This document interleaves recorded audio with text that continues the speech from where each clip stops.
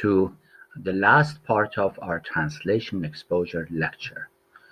Let's start by focusing on positive and negative exposure to foreign currency risk. If the value of a foreign currency, where we have assets, becomes cheaper, if their currency depreciates, then of course our assets would be less valuable when we translate into our stronger currency. We call this a positive exposure. It also works with when the currency becomes more expensive against our home currency, our assets in that country become more valuable. So there is a positive relationship between the value of this foreign currency and the value of our assets. This is, of course, opposite with liabilities.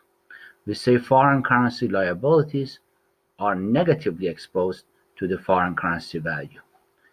When we have a subsidiary in another country and the currency crashes and we happen to have a loan there, this loan would be cheaper to pay off in home currency terms, and therefore we look richer because we have a smaller liability on our shoulder. And when their currency becomes more expensive or appreciates against our home currency, a multinational company would lose value because now they have a larger liability in terms of their home currency.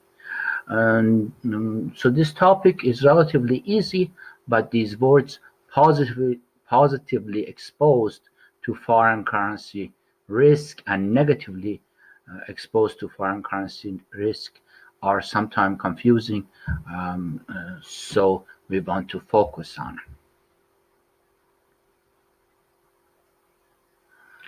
Also notice that if foreign assets and liabilities are translated at historical exchange rates, then they don't have an exposure to currency risk, because historical exchange rate is the exchange rate that we faced and paid for these assets, and at that exchange rate we received or incurred those liabilities or loans. And later on, there aren't changes in these values. We're not dealing with current exchange rate that often fluctuates.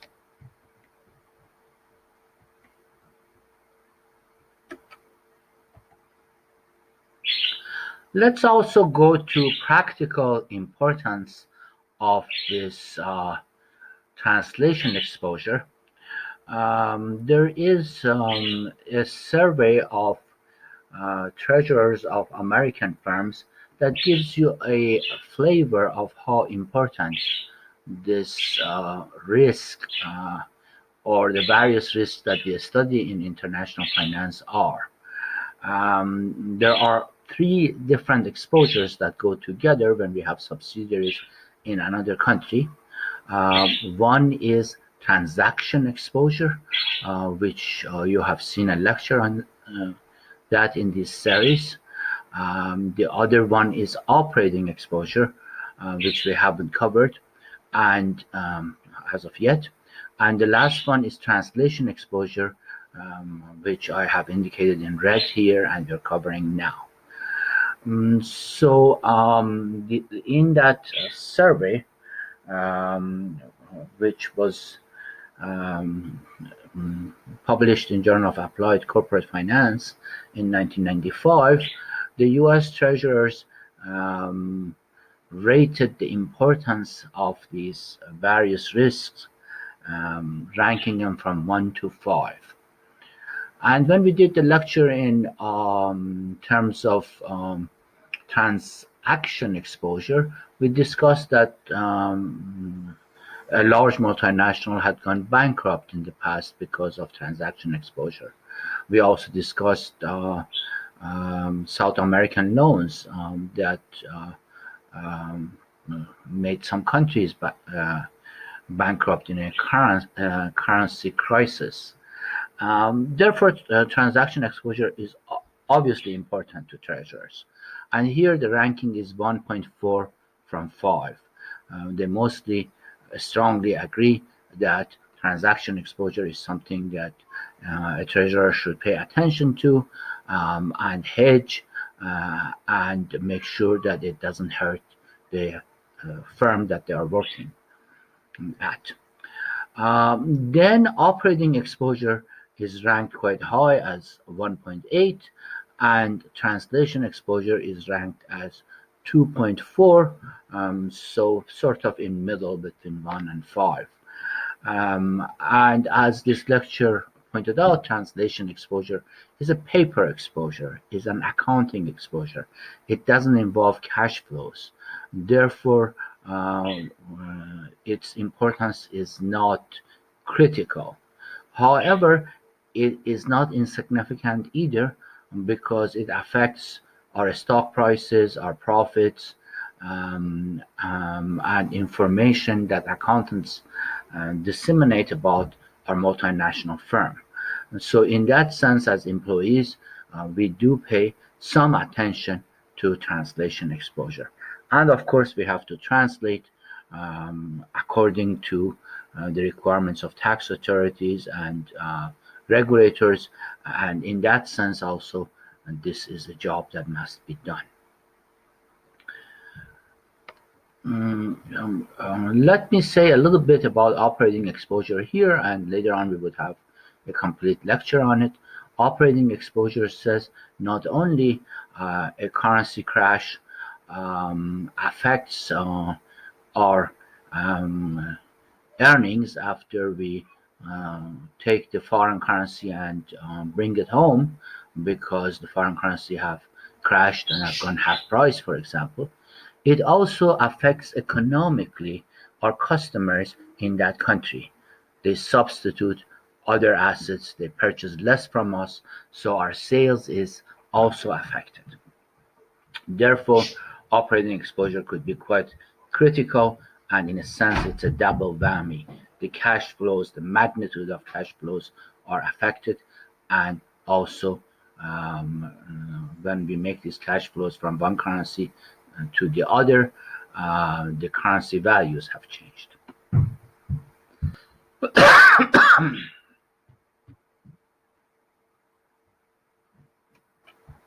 Okay, with that said, that translation exposure has moderate importance for treasurers in practice, let's look at the theory too. And here is an academic recommendation about this exposure. When a risk hurts us and is important, we may want to hedge that risk. So the academic discussion is, should we consider hedging um, translation exposure? And the recommendation is hedging should be done when it can increase the value of a firm. How can translation exposure increase the value of the firm? Well,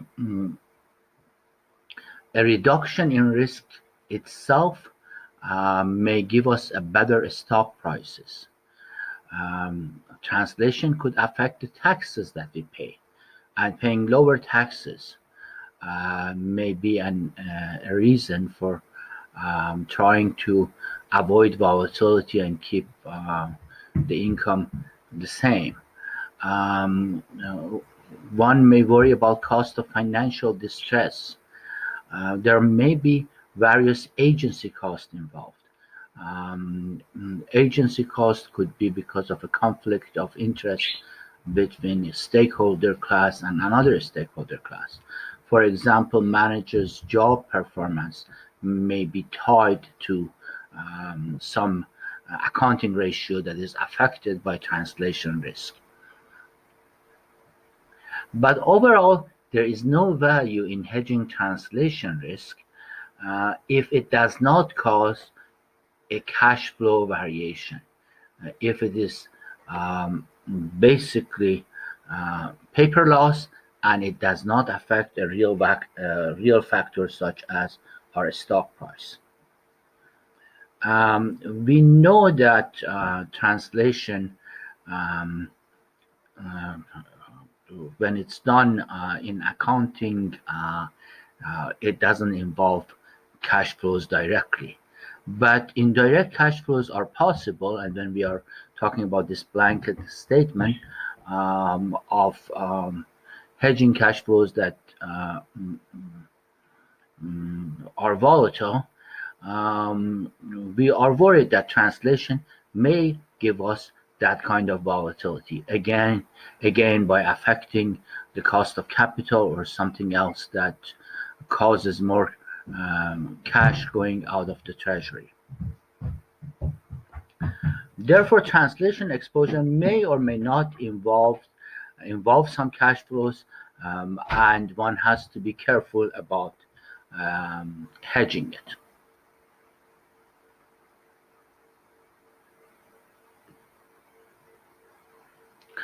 There are a number of other reasons for hedging uh, translation exposure, and they may be tied to what we call um, information. And these informations may be tied to things that can financially hurt a corporation or have financial consequences. For example, we may be concerned about satisfying a loan covenant. These covenants are to-dos or not to-dos, positive or negative covenants that are tied to a loan. For example, the loan might say that we have to keep certain accounting ratios in a fixed range. And if we exceed that range, if our accounting ratio is more than that range, or if it goes under a critical range, then the loan would be considered in default. And that's a real consequence. Defaults are obviously serious. Um, Sometimes we make profit forecasts, and when translation methods can affect our profit because we are in a country that net income would be affected by their translation method, then our forecasts uh, may not be reached. And again, these forecasts or these pro forma accounting statements that we make are often considered as goals by the stock market, and when we perform under the expectations, less than when we have profit less than the forecasted amount, then our stock price will go dramatically down, and there are consequences. There are cash flow consequences attached to that. Uh, and of course, there might be our ratings that get affected, and then cost of capital gets affected by the fact that translation shows less income or shows a loss from a subsidiary. So, summarizing all of this as a policy recommendation, we could simply say um, cash flows that are affected by a exposure or risk uh, indicate that we must worry about that exposure or risk. And if a risk does not cause cash flow variation or volatility, one does not need to um, hedge that risk. And as we discussed before, this cash flow volatility could be direct or could be as a consequence of a certain risk. Additional recommendations are to raise capital in the same country that we have a subsidiary. In that case, we would avoid difficulty with translating um, liabilities that are associated with a foreign loan. Um, it is also wise not to tie managers' compensation to um, ratios, accounting ratios that can be affected by translation risk. Okay, so performance of managers should not be tied to accounting ratios that are sensitive to translation. And this would avoid agency causes for um, hedging, and the managers would not hedge um, to benefit their own cause, and perhaps this may not be to the best interest of the firm. Um, and of course, if translation exposure is deemed needed and necessary, then one has to look at its real world cost and make sure that these costs um, are justified in terms of the benefit that hedging would bring to the multinational organization. Translation exposure is different from transaction and operating exposures. And so, as far as possible, transaction and operating exposures should be hedged using hedging techniques in external financial markets, and those hedging techniques, particularly for transaction exposure, are studied in our earlier lectures. But in the sense that translation exposure involves non-cash exposures or risks, it should be hedged internally. What do we mean by hedging internally? We mean to generate cash flows in a foreign currency that are equivalent to the negative cash flows that we have in that foreign currency, so they sort of cancel each other out, and we are left with a small or zero exposure to fluctuation of that foreign currency. Therefore, there is no need to hedge uh, the translation risk. And some of these methods would be discussed in this lecture. Let's start with this idea of netting, exposure netting. This is something that we do first before we think about hedging a translation risk. The first step in translation hedging is to match the foreign currency liability and assets of all subsidiaries. This may automatically cancel some positive cash flows that we have in a foreign currency against some negative cash flows or liabilities that we have in that currency. What is not cancelled remains as net exposure to that currency, and that could be hedged. Multinational companies can cancel out some exposures from different operations around the world so that they hedge only their net exposure.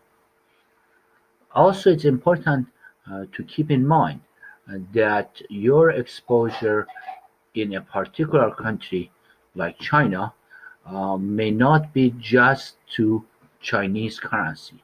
You may have dollar exposure or some other exposures, currency exposures in China. Um, so these exposures from various jurisdictions could cancel each other out. Positive and negative dollar exposures, positive and negative euro exposures can cancel each other out in different countries. Matching a foreign currency liability in one subsidiary against the foreign currency asset at another subsidiary is called exposure netting. Okay, our first method for hedging translation risk is balance sheet hedge. This is the least costly method and most commonly used method, highly recommended. The idea of this method is that the company creates an equal amount of assets and liabilities in each currency, so they offset each other, and then your net exposure is zero. Some of this is, of course, done artificially just for purposes of um, hedging the exposure. In this sense, translation exposure um, happens at a consolidated corporate level when we put all these subsidiaries cash flows in different currencies together for a multinational. And this is something I emphasized before. It's not per country. In China, we may have several different currency exposures. So this is measured per currency over many countries that a multinational company operates. Subsidiaries in different countries may have assets or liabilities in currencies other than their respective functional currencies. And of course, these currencies are added up. And okay, when we get to this um balance sheet hedging, we are essentially attempting to borrow money or create liabilities that cancel out our cash flows in various currencies and trying to get rid of exposure to various currencies for a multinational company so we don't need to do translation. Um, This kind of hedging can be done for a long period of time. Therefore, we could say the balance sheet hedge can be used for an indefinite period of time. And it does have a shortcoming, and the shortcoming is that it may distort our debt policy. We may borrow for the purposes of hedging um, translation exposure, not for an optimal debt policy. Therefore, our debt policy may change. We may borrow in a country where we normally don't. And of course, this would affect our repayment of debt in various countries. Let's put all this verbal discussion into a nice example. Here again, we have a numerical classroom example from Harvard Business School lecture notes. It says, imagine that there is a company called Norway Sea.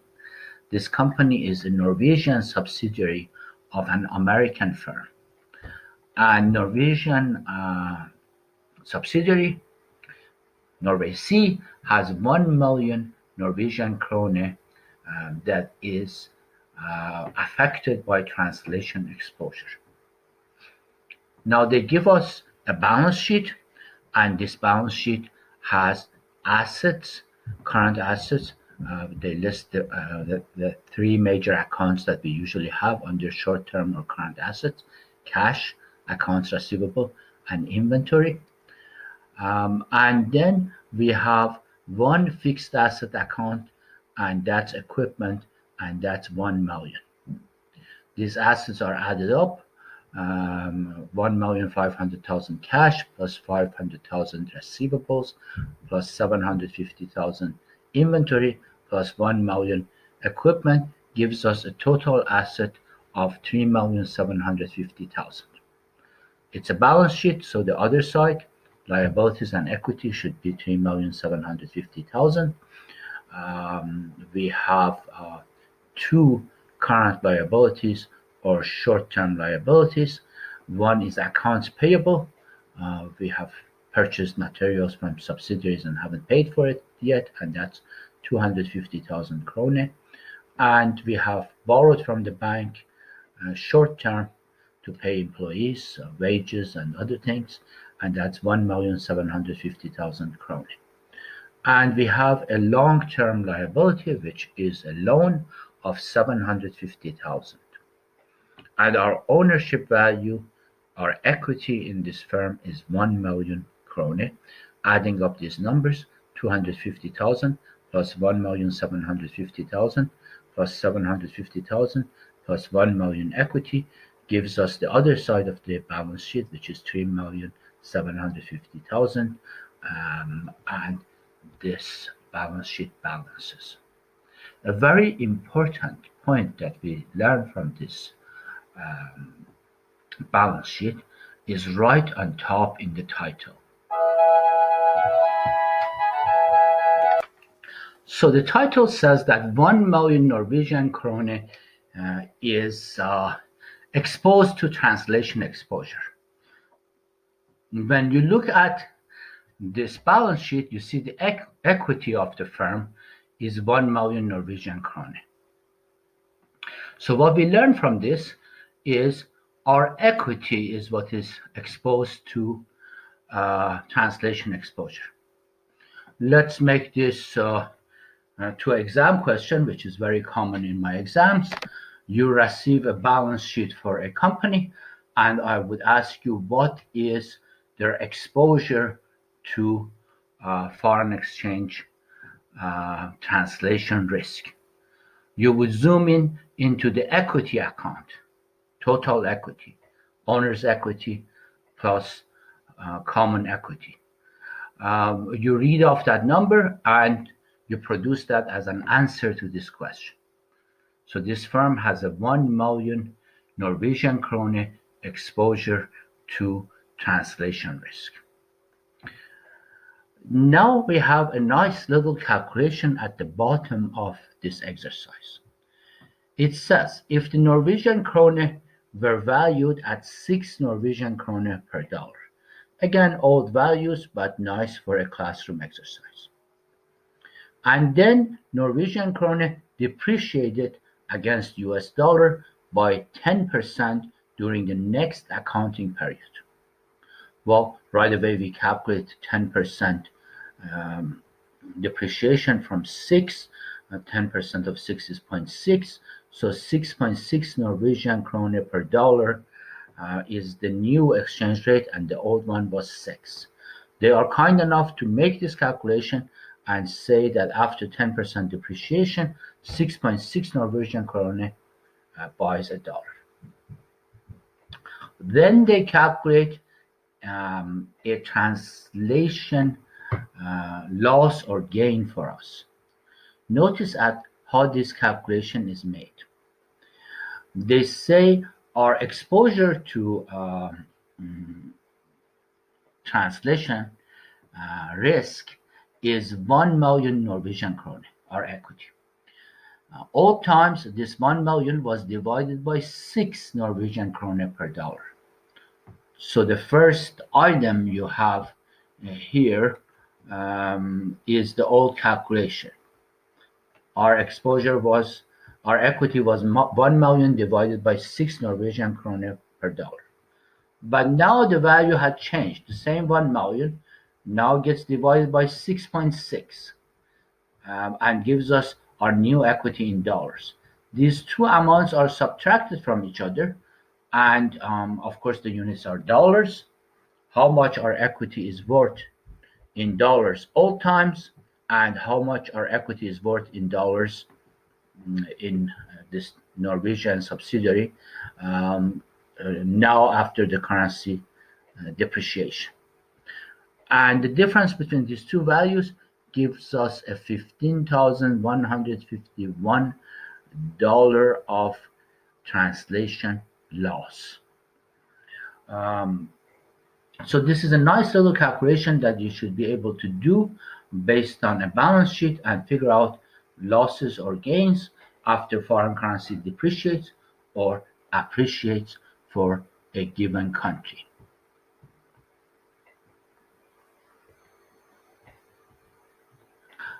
Now let's continue looking at how we would hedge translation risk for this particular company that we have seen a balance sheet for. Here is a drastic way. Take your 1 million Norwegian krone and remit it, send it back to US. Let's go back to the balance sheet. This company had 1,500,000 of cash. If we take 1 million of this cash and we send it back, we make it to US dollar and use it for our operations, then we would have zero equity in this firm. All our million equity is taken out. This is, of course, dangerous. We're going to have a firm that is completely debt financed. debt and, of course, um, obligations that we have um, to various other collectors. This will reduce cash to 500,000 Norwegian kroner. Total assets goes down to 2,750,000 because 1 million has gone out, and equity goes to zero. Again, go to the balance sheet. If you put a zero here, you would get 2,750,000 on this side, and if you put 500,000 here, you get 2,750,000 on the asset side. So balance sheet balances, and 1 million is taken away from this company as cash and given to the parent. So in this method, we simply take our equity out as cash and make it into our own currency. No, with any all debt financing, the problem is we may not have cash flow to service all the debt we have and, of course, meet our liabilities for this company. But no problem. The parent can stay behind this subsidiary and make up for a shortfall of funds needed for meeting those liabilities. Of course, if the parent doesn't have Norwegian krone, these new payments may cause transaction risk, a risk that was even more important than translation risk. But these payments are probable, they're not certain, and they come in the future. So one shortcoming of this method is translation risk. The parent may convert the 1 million cash to dollars and use it other place. It says the parent stands by to meet the funding requirements of the subsidiary so that Norway Sea can operate with an equity of zero, 100% debt financing. This commitment exposes the parent to translation risk, to transaction risk, but we get rid of translation risk. Of course, the same balance sheet hedge can be done with accounts payable. A different method so we don't have this problem of taking the money back home. Norway Sea increases its Norwegian krone payables by 1 million Norwegian krone. How do we do this? Well, you could pay suppliers later, or you could purchase additional supplies on credit. And this is also appropriate for a company that doesn't have cash. So you take this 1 million Norwegian krone from monies that you don't pay to suppliers and purchase assets supplies with. In this case, accounts payable increases to 1,250,000. Let's go back to that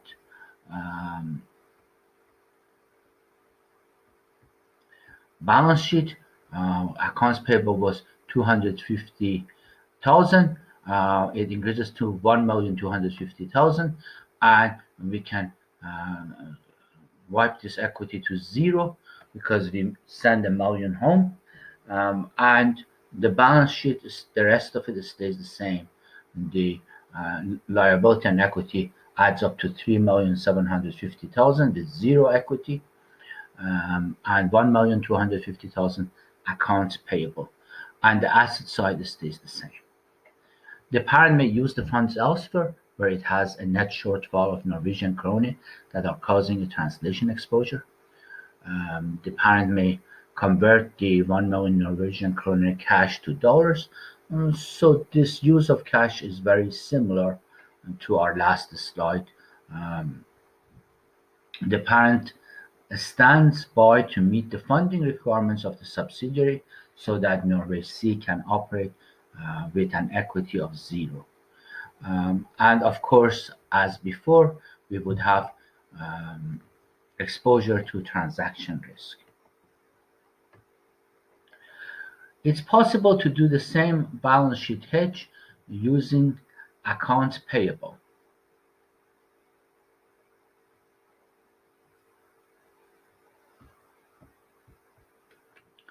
Instead, the company could, instead of using accounts payable, it could also use borrowing for the purposes of doing a balance sheet hedge. In this case, Norway Sea can go ahead and borrow 1 million Norwegian krone and take this money home, convert it to the dollar, or use this Norwegian kroner other places that it has exposure to Norwegian kroner. In that case, long-term borrowing increases by 1 million. So going back to the balance sheet where we have long-term loan of 750,000 Norwegian krone, this item goes to 1,750,000 and we can wipe out equity to zero. And again, the current liability and equity side add up to 3,750,000 and we don't touch the asset side of the balance sheet.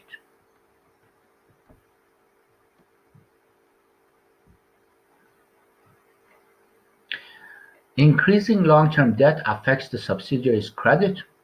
Their interest charge, cost of borrowing may go up because we might reach our borrowing capacity.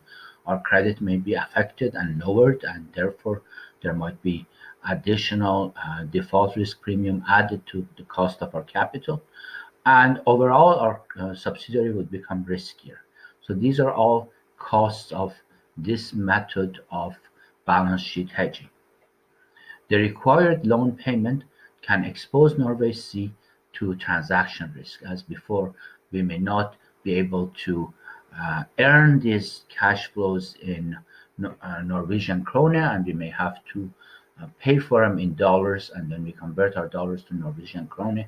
Depending on value of Norwegian krone, we could suffer a loss or gain. Therefore, we would have transaction risk. Especially in recessions, when domestic Norwegian krone income may not be sufficient to service the loan, we would have this problem in a more stronger way. That gets us to the end of this lecture. Let's look at our homework. Our homework is very similar to the example that I have done for translation method. Um,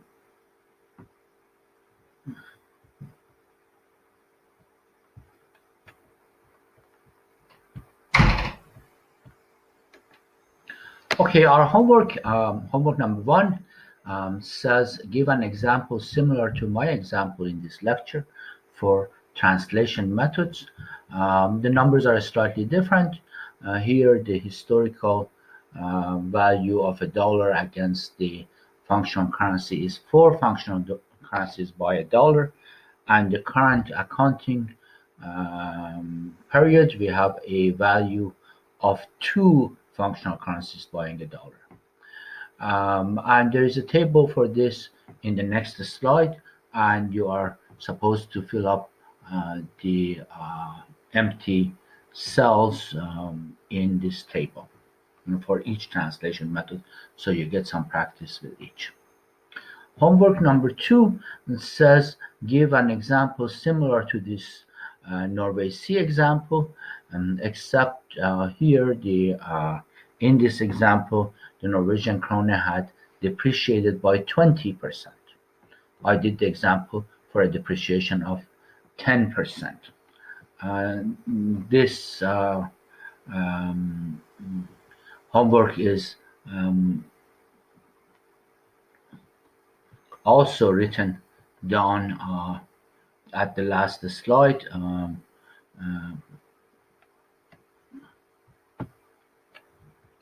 So the second homework says that in Norway Sea example, calculate the net translation exposure under a 20% exchange depreciation. I did the problem with 10%, and now you are redoing it with 20%. And it says use these 3 different balance sheet hedging methods that we learned in the lecture to hedge the transaction exposure to get some more practice with this Norway Sea. And this is written also at the last slide for this lecture. There is a reading list here for additional reading. The lectures are self-contained, so you don't have to read this additional material, but um, references are provided here for your use. Best of luck with this lecture.